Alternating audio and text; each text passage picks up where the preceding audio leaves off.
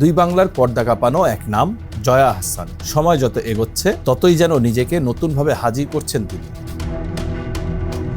অভিনয়ের দক্ষতা তো আগেই প্রমাণ করেছেন, এবার আবারও ভাইরাল হলেন তার গ্ল্যামারাস লুক নিয়ে। গত 6 এপ্রিল নিজের সোশ্যাল মিডিয়ায় একটি নতুন ফটোশুটের ছবি শেয়ার করেছেন জয়া আহসান, আর সেই ছবিতেই মুগ্ধ ভক্তরা।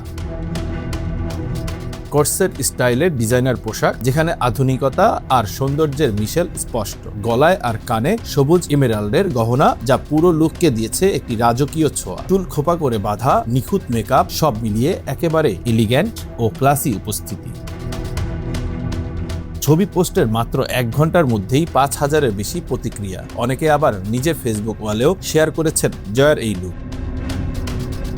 কিন্তু প্রশ্ন হলো, কেন বারবার আলোচনায় আসেন জয়া? কারণ তিনি শুধু একজন অভিনেত্রী নন, তিনি এক ট্রেন্ড সেটার। বাংলাদেশ থেকে পশ্চিমবঙ্গ দুই জায়গাতেই সমান জনপ্রিয়তা, এমনকি বলিউডেও হয়েছে তার অভিষেক। অভিনয়ের ক্ষেত্রে তিনি বেছে নেন ব্যতিক্রমধর্মী চরিত্র।